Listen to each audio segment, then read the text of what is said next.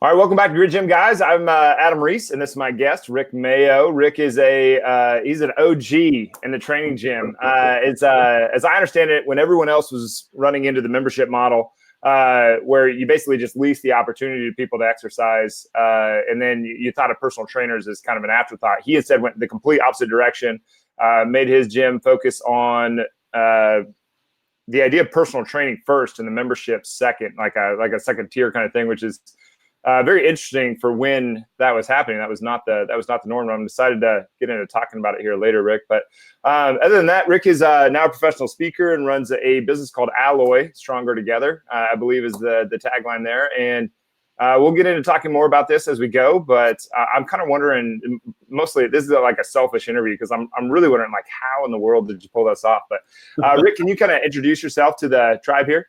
Yeah, absolutely. So, appreciate you having me on, first of all. And yeah, man, we've been at it for a minute. So you say OG, DOB, whatever you want to call me, right? We've been around since 92. So I was going to say, give the year. Make sure to give the year. Yeah, 1992. Yeah, right. So not 2002. So yeah, it was a long time ago. I was like a junior in college at the time, and I was bouncing around training some people in their homes and working at different gyms. And there wasn't any like standalone personal training only facilities at the time. So we thought, man, how cool would it be to like sort of take all the training that we're doing and put it into four walls and create an experience around it that just did coaching and training, right? Yeah. So I just gathered up some friends of mine that were in the industry and they paid me rent. It was kind of old school business model, but threw it all into like 1,500 square feet and we were off and running. So it was great for me because I could still train all of my clients and not have to travel. And it was great for the clients because we only did training and it was like nothing else around like it. People would always ask me like, they'd call and be like, what is it that you guys do? And I'm like, well, we do personal training. And like, what is that exactly? And then you think about that now, it's like laughable, but back then, no one even knew what it was, right? It was an interesting time. So yeah, man, we started in 92 and built up and it went really well. I mean, we were kind of really right at the right time because it sort of really exploded like mid-90s, right? Yeah. And at the time, it was like what all the rich and famous people did. I had all these celebrity clients and we grew pretty quickly.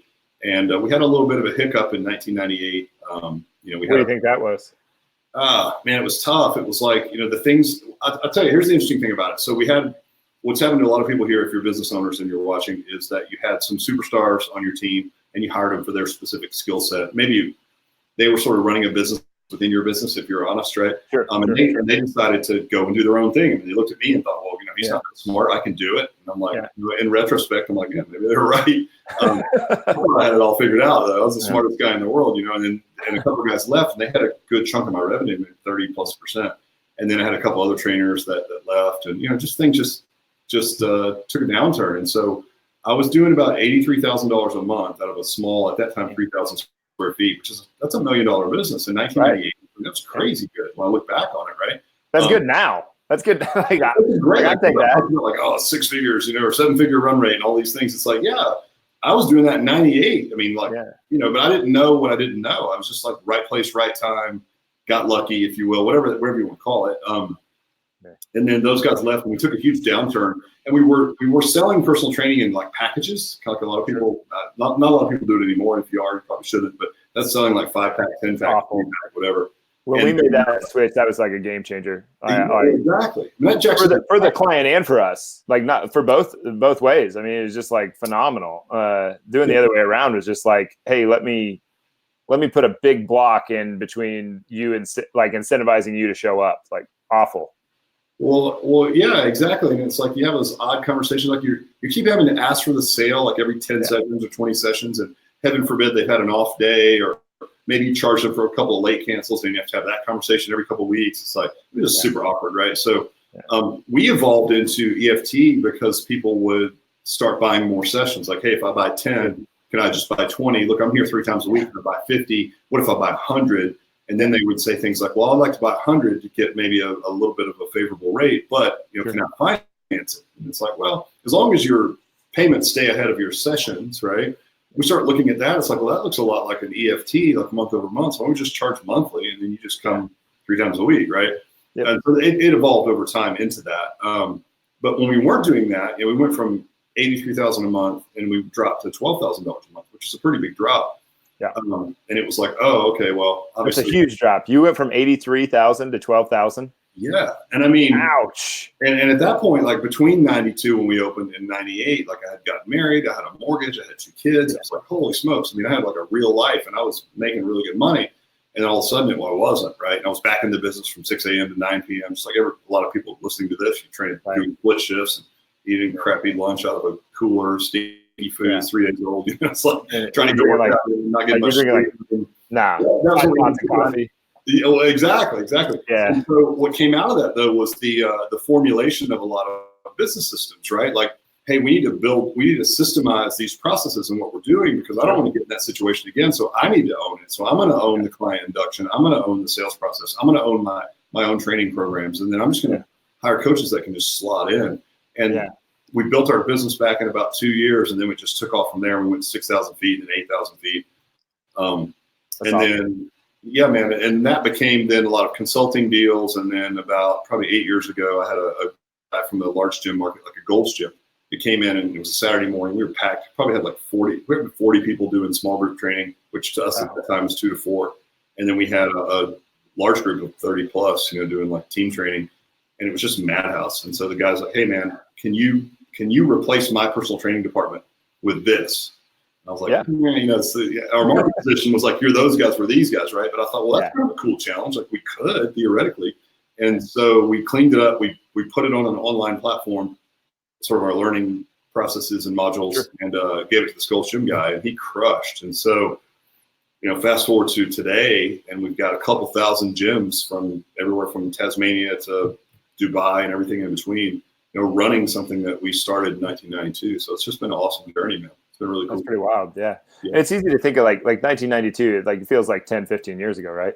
It does. And it's funny because people are like, oh man, I want to do what you've done. Like, and they've had their business for 5 or 6 years. I'm like, listen, I'm not going to say that you have to take as long as I did, but like it took me, I was in my gym all day, every day for at least 15 or 16 years before we even started doing any consulting. So I'm not saying that it should take you that long. And if anything, hopefully I can give people tips that will give them a massive shortcut. But at the end of the day, it certainly wasn't an overnight success. And this wasn't even part of my master plan. I would love to say like, oh, I had this planned out all along.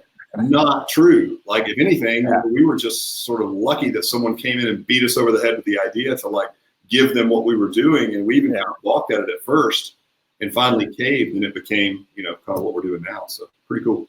Yeah, it's pretty cool. Yeah, it's that's why I'm still kind of like dazed by the 83 to 12. Yeah, it was a lot of humble pie, like the whole pie at once. As a matter of fact. Yeah. All the slices at one time. Sure. Well, why fitness in the first place? Like, what got you into it? I mean, almost everybody gets it. Like sports, girls, you got beat up. So what was it for you? I got beat up by some girls. So that's like no, it wasn't that. I think it was sports, right? Like a lot of people. Like I was an okay athlete. Probably could have played at a lower level, but didn't want to. I thought I was going big time, and it turns out I wasn't that good. But I always enjoyed like the training for it, right? Like a lot of guys, like a lot of strength conditioning guys were pretty good athletes, or at least they liked it, right? But they just weren't good enough to go to the next level. But they actually enjoyed the process, right? They enjoyed the workload. I was the same way. And when you're a young teenage guy, it's like you train to pick up girls, whatever that is. I mean, it's like the normal stuff. Yeah. But I just always enjoyed fitness, and I thought it was just like a really good vehicle. When I started to realize, even early on, even in my early 20s, was that we were delivering fitness and results, but we really were doing more than that, right? I don't know if any of the listeners have ever read the book Delivering Happiness. It's by the old CEO of Zappos shoe company. It's like he's selling shoes, but basically what he's telling them is it's not about shoes. Like we're delivering happiness. Our vehicle is shoes. And that's how I felt even about fitness, even way back when. It's like, this is a way to make people happy and to be the best part of someone's day and to improve their life and to change lives. And that just filled me up. I mean, that was like the most fulfilling thing that you can do. I think anybody can do, right? And it just happens that our vehicle is fitness, which is also something I love. So just super fortunate to use that as a vehicle. Yeah, it's weird. Like, it's weird how similar everybody, like how many of us had kind of a similar story into the whole thing. Yeah, I know. What got unique, right? Just like everybody else. Yeah. But yeah, it's pretty wild. I mean, like mine's almost the exact same thing. And then you get into it and it's almost like, how could I do anything else? Yeah. I mean, I tell you, when we had that hiccup in our business, I met with some mentors, I even met with my dad for a minute. and kind of said like, all right, like I'm ready to get a real job. Like for some reason, like Sure. that was the sign for me that I was going to have to put on a sport coat and go sell shit, copiers or whatever. And it was like, right. And all of them said the same thing. Like, by the way, the issues that you're having in your business are the same issues that every other business has. Right. So suck it up, pull up your bootstraps, and get back to work and fix it. Because if you go do anything else, you're gonna have the same challenges. It's not like they don't exist in other people's businesses, which was a really good thing for me to hear. Because I'm like, all right, cool. Well, I will keep doing what I didn't want to stop doing what I was doing. Sure. I didn't know any better. So it's good to hear that, like, hey, suck it up. You're gonna have to do these basic business practices anyway.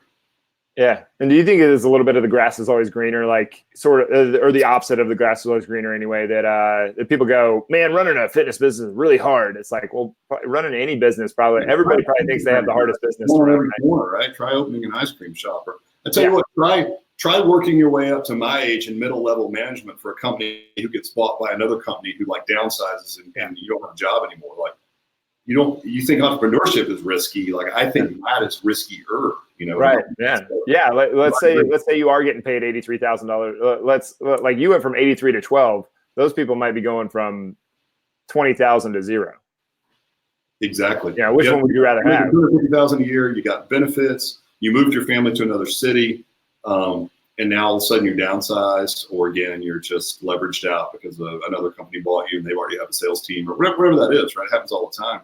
It's a great job market right now, so you don't hear it as much. But as long as we've been in business, we've been through lots of downturns in the economy. Sure. And we've seen it happen a million times. So I always come out of those situations feeling much more secure to at least be in charge of my future. I mean, it's do or die, but at least it's up to me, right? To yeah, totally. 100%. Yeah. That's one of the things that kind of keeps me, like, I don't know, like I almost said holding on. Like, oh, I'm holding on.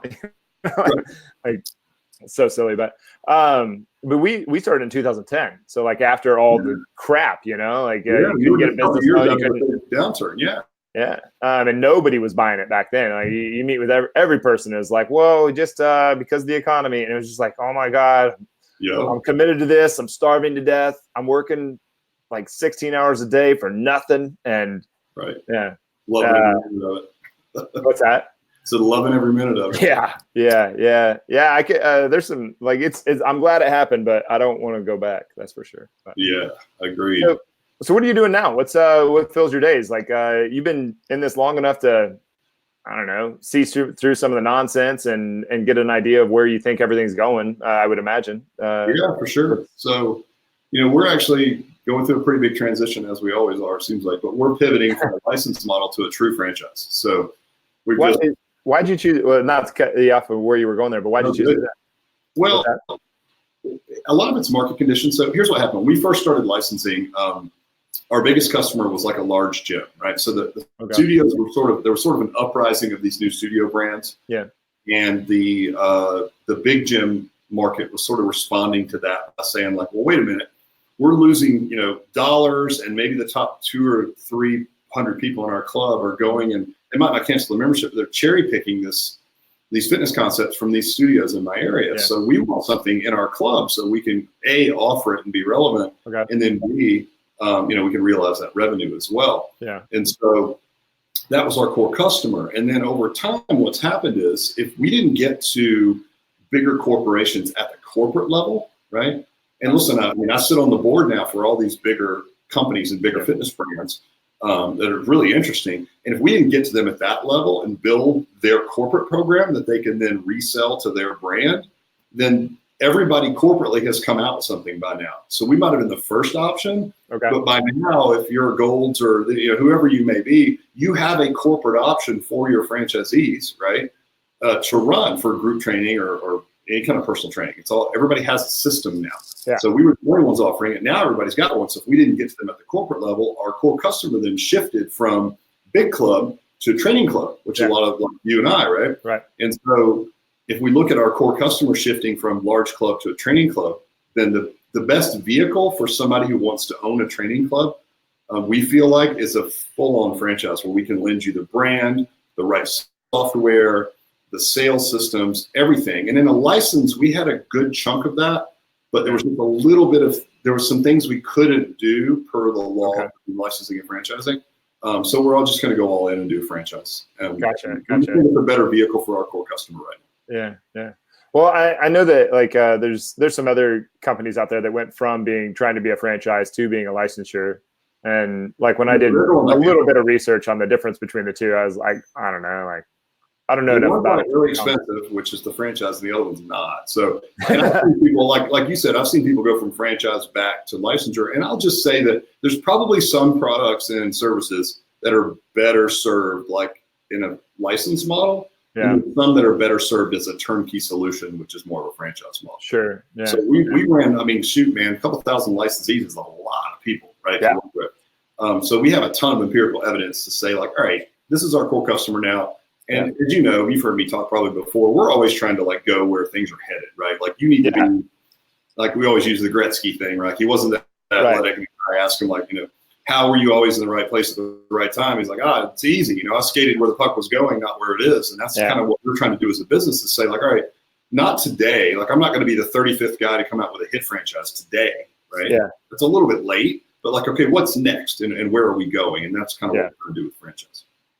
Yeah, no, I think that's just smart. And yeah, I've heard you speak a few times. So that's why I wanted you on, Good to know. But where do you think it's going? Like, do you think that people are going to, like, this is going to be more of a, like, we're going to take the big box gym and we're going to separate it all out and have a bunch of little tiny training gyms that are all under different franchisees, kind of like McDonald's, Chipotle, and Burger King and Wendy's? Or do you think it's going to be a bunch of kind of individuals, owners that are in these micro gyms? Or do you think it's going to go back to the big box? Like, I don't know. Those are just three options. We're talking about like where things are now, right? So that's a good place to start. So where things are right now is like there's two models that have always done well. One is just basic membership model, right? Yeah. So you pay your $30 a month and you go to the gym. That's been around since the 50s or 60s, right?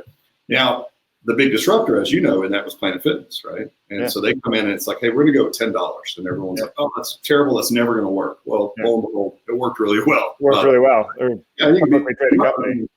They're a great company. They make really good money, and the franchise has a high barrier to get in there. But the players in that business, man, are really good business folks. And like we like to beat them up as coaches because it's like, oh, they don't care. They're going to sign up all these people at $10. But you know what? When you take a peek under the covers and you get to know some of the owners, that's not it at all. Like it's easy to vilify these companies that are doing a good job, and it kind of makes you feel better to do that. But at the end of the day, when you talk to some of these guys, like one of the largest franchisees of Planet, or some money guys here in Atlanta, really good dudes, and I meet with them, and this is the way they describe it. They're like, look, for 30 years, people just want to go to the gym, do some cardio, do some light weights, and go home. And we're just trying to meet them where they are and have a non-intimidating environment. And I feel that, like when they tell you that, they're not like, oh yeah, we're going to sign a bunch of people up that never come to the gym. That might just be a de facto, like that might be part of what happens in that business model. Sure. But you'd be surprised to know that they have the same churn rate as any other gym, even at a higher price. So they're still churning over half your clients every year at 50% churn rate. So it's like, it's not like people sign up and don't cancel. They do cancel just as much as they do in other brands. So you still have to do a good job. What they've done a good job of is going after the inactive market, right? Yeah. Sort of anti-gym, if you will, right? The lunk alarm and all that. They're getting people into the gym that regular gyms aren't touching because we're chasing the same people that already like to work out. So good on them. So I think that model's here to stay, right? And I think the low price, the $10 model, there's 1,000,001 knockoffs to Planet, or I shouldn't say knockoffs, people emulating that, who are maybe doing a better job of it now. We'll see more competition there. And then there's coaching, right? Some kind of personal training. I mean, obviously, hell, I've been in it since '92. That's not going away. Now, what you have in the middle right now that's popular is sort of this group training, like HIT franchise. Right. That's your Orange Theories and F45s. They're doing awesome. And props to them for hitting the market at the right time with the right service. Right. But what you're going to see is the pendulum starting to swing back, as it always does. Any kind of like macro, micro trend, whatever it is, it's going to swing back eventually. Yeah. And it's swinging back to more specificity for the individual. A little bit, again, what about me? Like, I want to just do these sort of classes that are for everyone, right? And that speaks to, again, going back to something that's been around for 30 years, which is coaching. So you're back to like, okay, personal training or coaching, and then general fitness membership model. And so I would say right now the trend is sitting in that like HIT class idea. I wouldn't want to be, again, the 35th guy going into that right now. But not at all. I would say, okay, the two things that have always been around, there may be a better way to do those, right? There might be a better way to do coaching or a better way to do membership. So there'll be evolutions on how to deliver it or whatever. Yeah, I mean, there's bound to be, right? Exactly, but that's the way things are headed. That's where the pendulum is swinging. So if you look at where we're headed, it's like, listen, what have we done really well for 27 years? Like we did boot camps and we did group training and team training and all that. We did a good job of it. But you know what? It's just too saturated right now, especially in our market. So we're moving back towards our core competency, which is true personal training. Now you can make it scalable by putting people into these small group formats, and there's technology and stuff that can make that feel as good and actually service it as well as real personal training, like one-on-one. It's just more affordable. Sure. But that's where things are headed. And on the other end, I think the membership model is still going to work for a while. It really is. I mean, especially for the lower price. I mean, if you can get in at $10 at a really nice gym, it's like, why would you not, right? Yeah, I mean, think of many things you spend $10 on.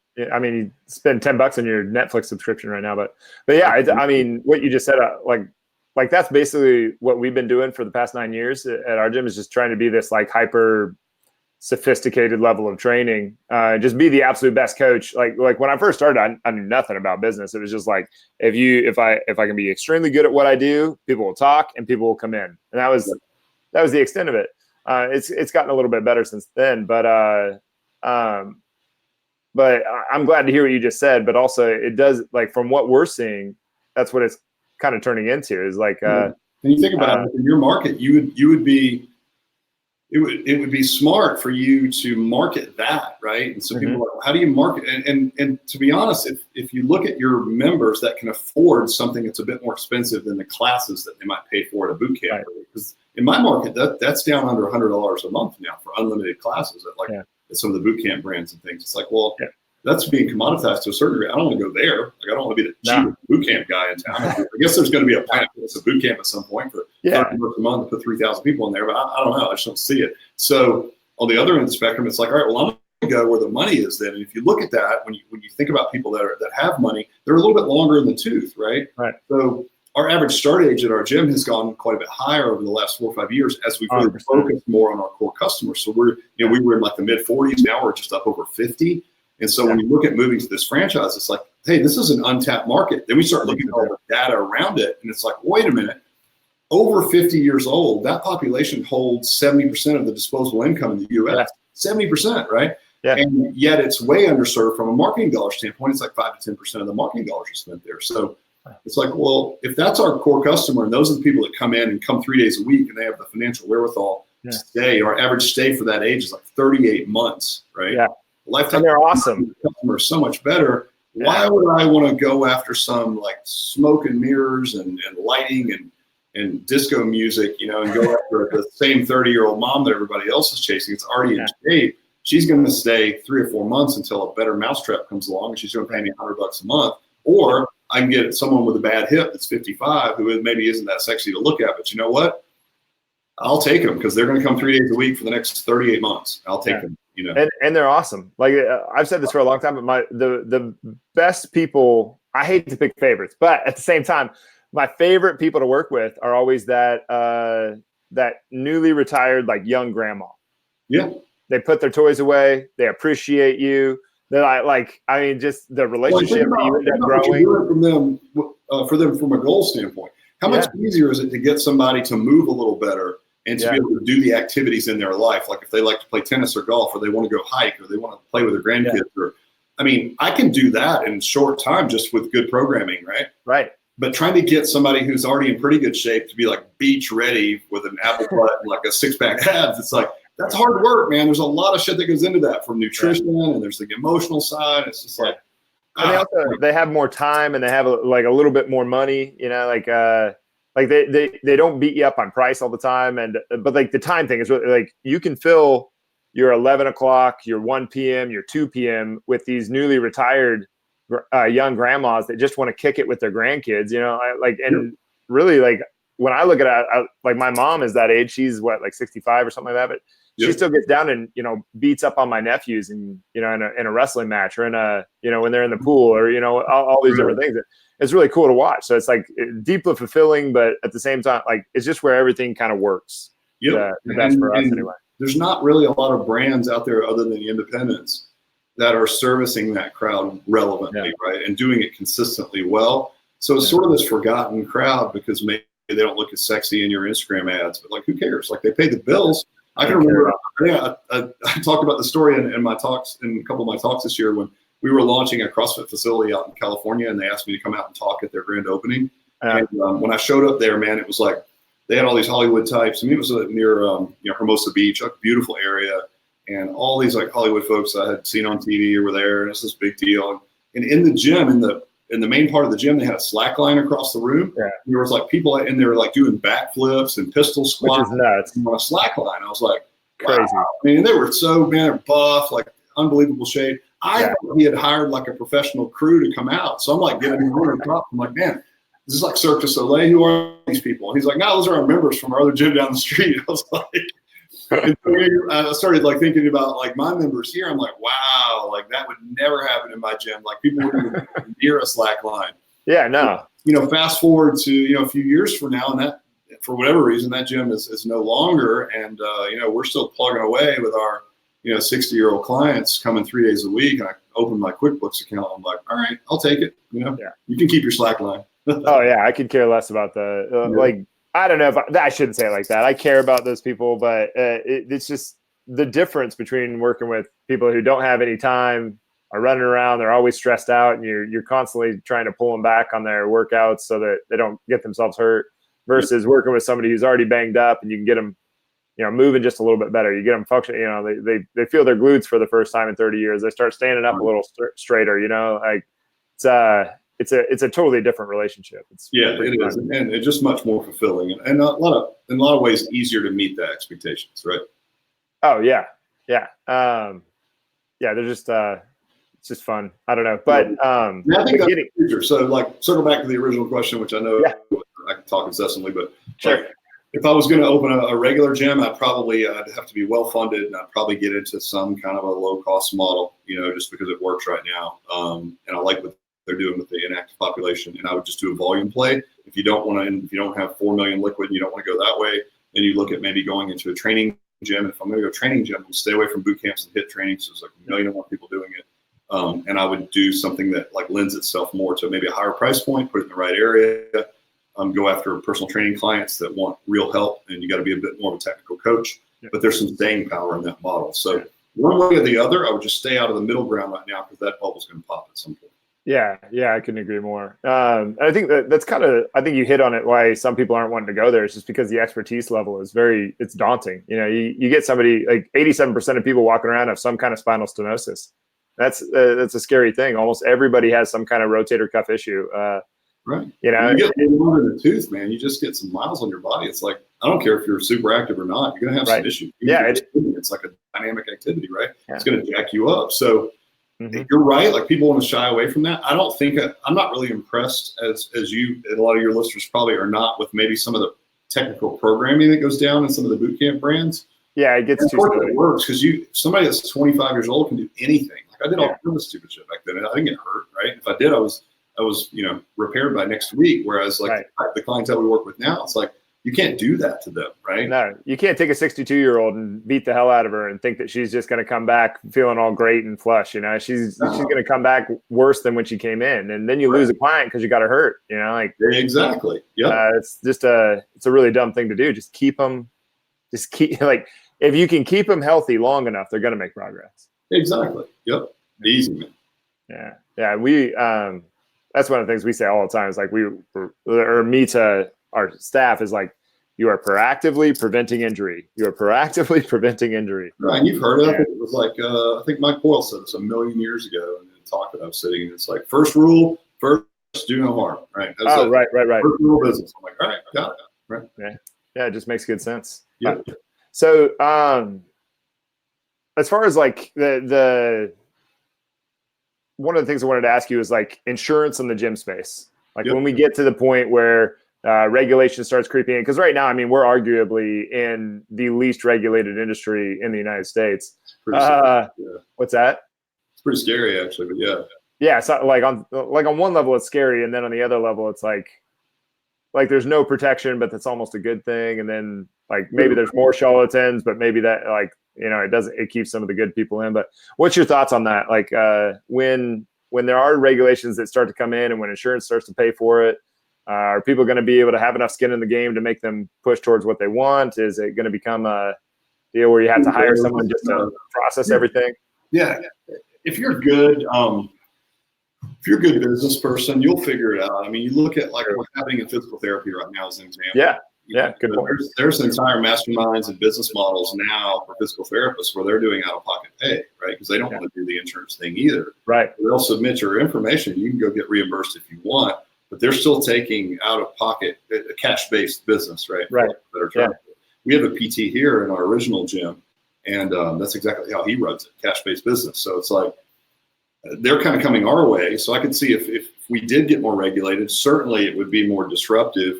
If you could weather the storm, though, right, and you could somehow create a creative business model around it, it certainly would cull the lower level trainers out of the mix. So it could be good, but it could also be with the government regulations, it could also be bad. It might prohibit a lot of people from getting to the help that they need. So I could really see the pluses and minuses of it either way. Yeah. I didn't know. Like I know that we have a physician that owns his own practice here, and I was asking him questions one day, and he's like, "How many people do you employ?" And he said around 50. And I asked him, how many people just process the insurance and regulation forms and paperwork? And he's like, "Oh, probably around 35." And I was like, "Like that's a nut. That's nuts." Money, right? What's that? 35 people to collect money. Yeah. Great. Yeah. Right. Yeah. So I could see, like, again, with the front edge of physical therapy coming kind of our way, I would see us probably kind of moving in their direction if we were more regulated. Like you would have to do what you needed to do to get your credentials. Yeah. Once you did, though, you're probably still going to chase that cash-based business anyway. So yeah, that's true. Yeah, I don't know. We get more and more questions about it on a daily basis. Like, do you take insurance? I'm like, what do you mean? Like, what are you talking about? We never had that. So yeah, I didn't know what your thoughts were. But I mean, that clears it up pretty quick. I mean, if you just keep it cash based and you just make your choice, it's like, no, we're just not going to do it. Get to that point. Listen, get whatever credentials you need to be regulated, and then or to be legal. And then once you are, stay cash based and submit whatever you need to that person, and they can find they can chase their own reimbursements. Sure. Yeah. And on that subject, not that certifications are something that, like, what are your certifications? It's one of those like moot points, but what do you guys require for walking in as a professional? Like, by default, because we attract most of our new coaches from our internship programs, and we're accredited at a couple of local colleges, right? So we offer this accredited internship. So we might end up with people with extra science degrees, but by no means is that required. As a matter of fact, like not just extra science degree, but like past experience and some advanced certifications can be good, but they can also work against you, because as we talked about earlier, when we had our hiccup in our businesses, because we had people running their own systems within our system, now we have like a buttoned up turnkey solution from getting somebody from the front door to the workouts, to the programs, right? And then we write all of the programs, like globally. And on our team, we have a doctor of physical therapy. We have extra science degrees. We have all that. But I'll handle that in the eagle's nest, if you will, right? Sure. And I just need to hire people to run my play. So if I look at it that way, we use the old hire the athlete, train the skill. And the athlete in this case is going to be someone who's like great with people. They look the part. They're team players. They're the kind of person that you want to have a beer with. So just attractive, like gravity type of person.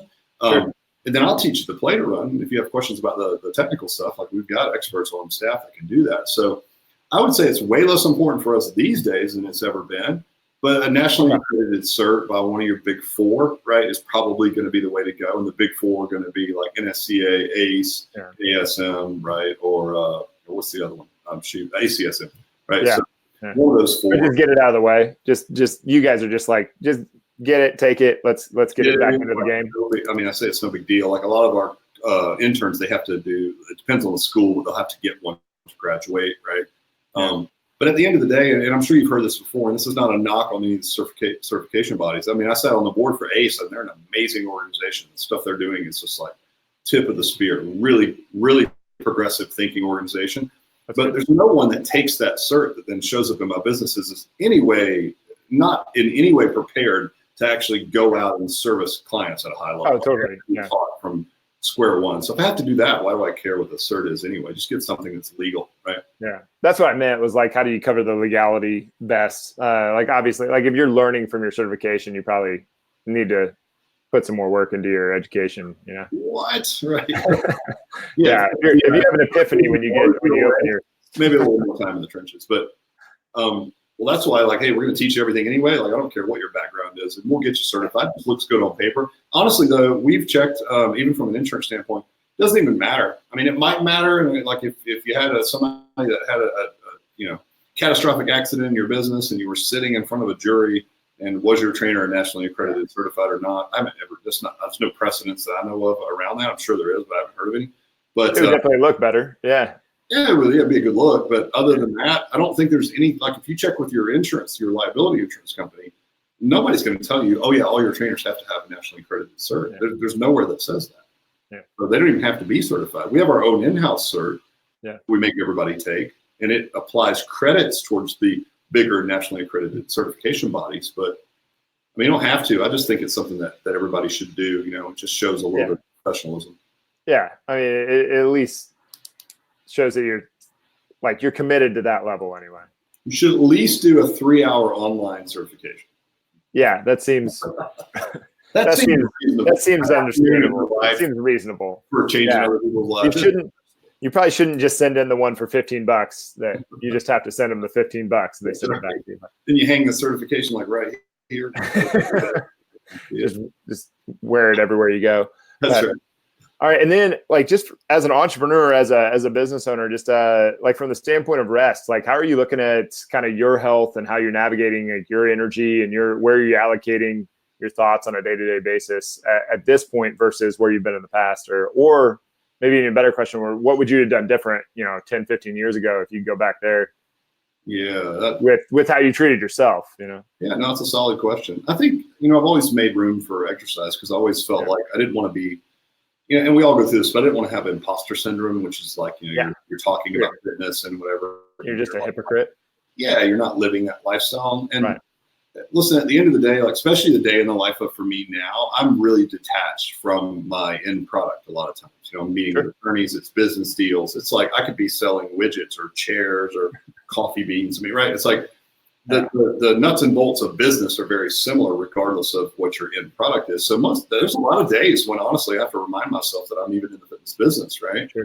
So, but I still feel like, you need to have some integrity around that, and you need to at least like do what your end product, if you don't believe in what you're selling, it'd be very difficult then to I don't know, project that. I don't know. It just puts me off. If nobody has to be like super buff, but at least you have to be trying, a little bit. Oh yeah. So I would say, like, if I could look back, not necessarily as much self-care, but just learn how to delegate a little quicker, right? Hire really good people, tell them this is how we do things, and then have processes in place, and then just get out of their way and let them do their job. And so, we talked about earlier with offline as a joke, like a board CEO is a good CEO. Yeah, that's true. So in the day in the life of, like, I probably do most days embarrassingly little. But the decisions that I have affect a lot more people. We've got 3 or 4 businesses now doing different things. We have different teams for each one. And so it's really important that if I do make a decision that it's well thought out, that I can sell the change or the direction to my team, right? So I spend a good deal of my days just thinking about where we're going next, reading, learning is super important, right? Upskilling. You've probably heard me talk on some of my talks, take Harvard University, their business school has online courses that you can take now. So if you want to learn something crazy, how to regress data and look at it effectively, go take a Harvard course. It's going to cost you $1,500 and be 6 weeks, online. For free. Man, it's an amazing time to upskill yourself. Yeah. If you're willing to do it. So I would say that, just delegating, hiring good people, getting out of the way, and understanding what that can do to free up your mental space, which is good for your overall health as well. And then you got to work out, man. You got to get outdoors, get some fresh air. It's so easy to just work 24/7. The better you get at work, as you learn to work effectively in batch time, and the things that you do have an impact, it's addictive, right? So when people have become workaholics, it's almost understandable because you love it, because you're good at it, right? So I get it now, and the things that you do are impactful and they make a difference, and it's like, man, you just love it. So, I mean, I absolutely love what I do and I love to work, but you have to unplug and just take time off. So for me, it's just downtime, being outdoors, practice what you preach, work out, eat really well as best as you can. And if you don't do all those things, you're just not going to be able to operate at that peak level. I mean, you think about it, all the anti-aging information that we have now, you're a different person on a cellular level, so you think about your brain and everything else that's involved, from strength training, eating right, getting out and moving more, being outdoors, just all those things, any and all of that. It's kind of amazing how much it comes down to just like we say this all the time when it comes to nutrition, like everybody knows enough to make better decisions. And this sounds a lot like when we interviewed Ali Gilbert, where she's just like it's all the basic stuff and you already know all the answers. It's just doing them. And it's kind of amazing. I always laugh. Like I can remember a story. I was at a party, and this is kind of the kind of mental space that some people hang out in, which is always fascinating, where I had somebody and they were tipsy, so they're holding a pina colada, which is like a really highly caloric drink, and they had a piece of cake on a plate in the other hand. So pina colada on one hand, piece of cake in the other hand. And they're asking me questions about nutrition, which, you don't, anyone who finds out at a party that you own, I mean, I'm not even involved in the business. I know. Like I never have nutrition conversations. I'm like in a boardroom talking about the legalities of where we're going. It's so ridiculous, right? So, but anyway, I'm at the party. It comes out. There's a cake. There's a pina colada. And this lady's asking me about, things that, drive up her blood sugar. And she's like, I read somewhere that baby carrots, will make your blood sugar spike a little bit. Like, is that true? Because I really like, baby carrots. I'm like, again, pina colada, piece of cake. I'm like, I'm pretty sure baby carrots aren't your biggest problem, but it kind of reminds you that, like, wow, like some people just can't see the forest for the trees. It's like you're really splitting hairs here. You need to just take a step back and just work on your basics, right? Like, these things in your hands aren't great, so let's not sweat the baby carrots just yet. Right. It's amazing how often you're looking right at the solution. Yeah, exactly. So yeah, you're right. Just keep it basic, right? Try to eat as well as you can. I really like to travel. Like I made a habit about 10 years ago to try to take a month off every year, which sounds excessive, especially for me, as much as I like to work. Now, I have to say, as connected as we all are these days, it's pretty easy for me to continue to work while I'm on the road.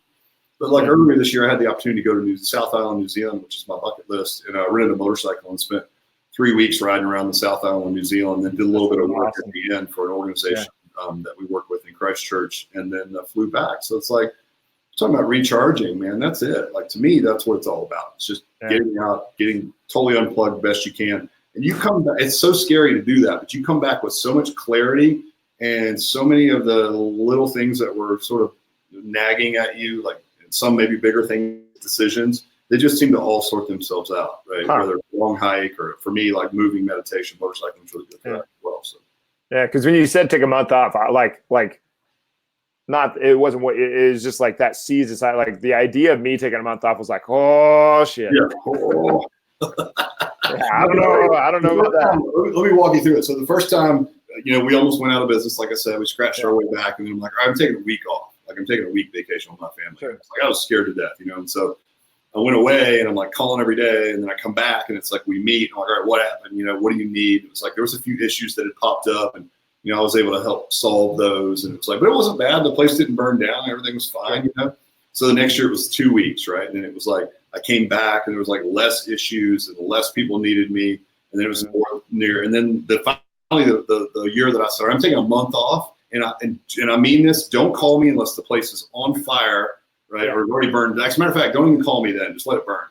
Just right. What are you gonna do about it? Nothing I can do from where I'm gonna be. I was like, I'm done. Right. Yeah. So I remember coming back, got my team together, and it was like, all right, so what's happened? And I'm ready to dive back in. I got all this clarity. I'm well rested, and it was like nothing. Like, we're good.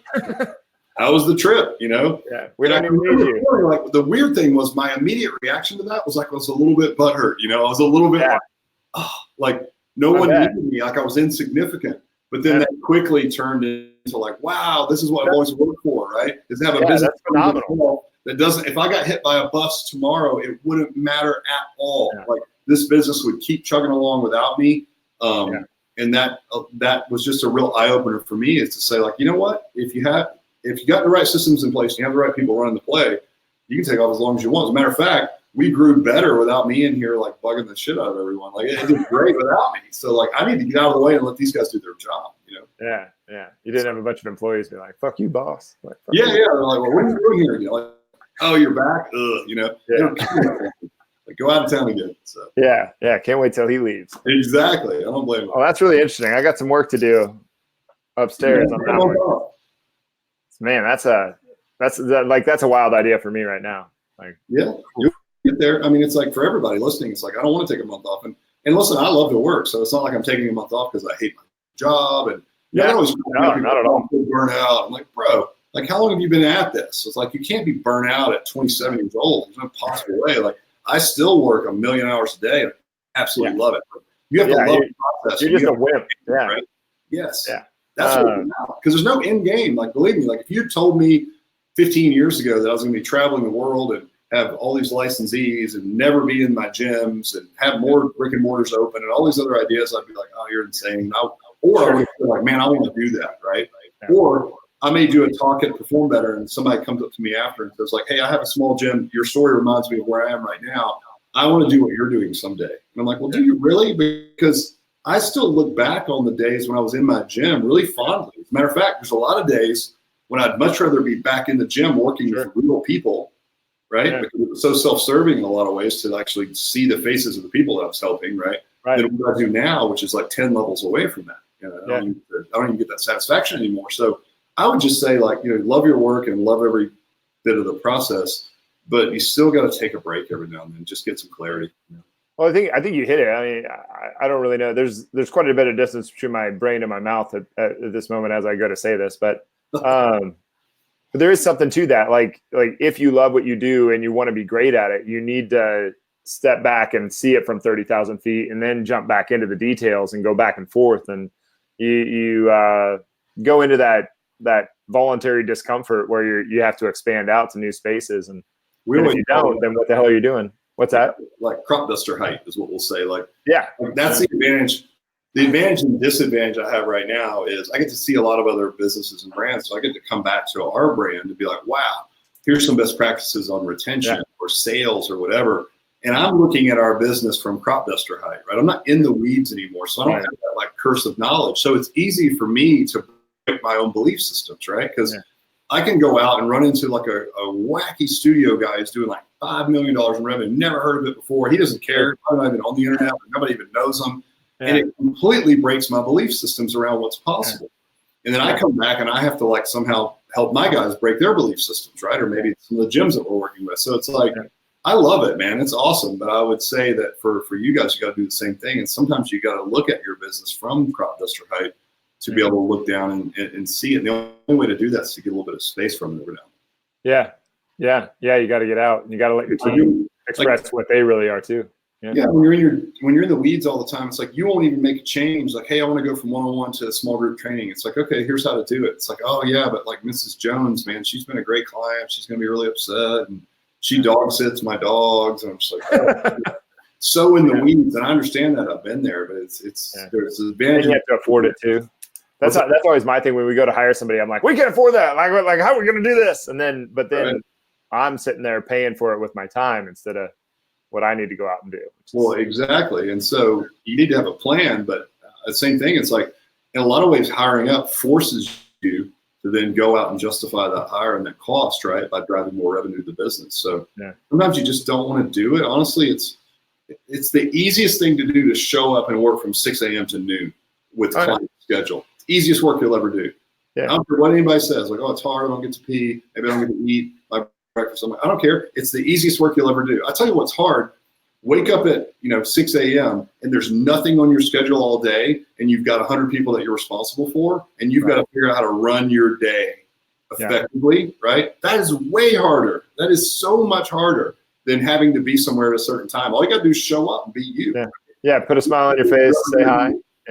Yeah, so don't hate it, because it's actually easy work, and it's a lot of fun. You'll miss it when you don't. But everybody's curious. Everybody wants that next step. So the way to do it is to get a little break from your business and look at it a little differently.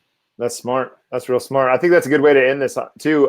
Rick, where can people follow you? Instagram, Facebook. I'm all over it. Yeah, man. Facebook, Instagram. Shoot, if you just pop my name out there, you'll find me. If you want to, you got a pretty unique name. It's not, it's not like you're like James Smith. Yeah, there's not a lot of Mayos out there. I don't know why. I mean, it's a pretty weird name actually, but yeah, you can find me. on social, or you can go to our website. It's just alloypersonaltraining.com, and you can find me through that and check out what we're doing with the franchise Cool. stuff there. Awesome. Well, anything else you want to leave the crowd with, the tribe with? No, man, listen, I'll just say this. It's a great business to be in. There's never been a better time to be doing it. So True. No matter where you are in your stage, I've been there at some point. I'll just say keep plugging away, man. Just keep learning, keep upskilling yourself, keep pouring yourself into your craft, and be true to whatever it is you want to do. If you want to be a one-off gym owner and train everybody yourself, there is absolutely nothing wrong with that. Don't try to do anything that anybody else has created. Just do you and do it well. And it's a great business to be in. So keep up the good work. That's all. Thanks, man. Well, I really appreciate it. And I know everybody that watches this will too. This was, you always step up to the plate. Like every time I've ever seen you talk, like it's like I remember the first time I ever saw you talk, and I was like, who is this guy? I don't know nothing about it. And then you told me the fart story, and I was like, that's fucking funny. Hey man, farts make everything better. If you got a fart story, they do. Things are going sideways, tell a fart story. It's all. Yeah. Actually, when you said crop duster earlier, that's all I could think about. So I was like, that means something else in my world. And I'm even like, I grew up on a farm even. So what's that? That's what everything's about farts. What can I say? Yeah. But anyway, thanks for being here. I appreciate it. Yeah. We'll see you soon. All right. Peace.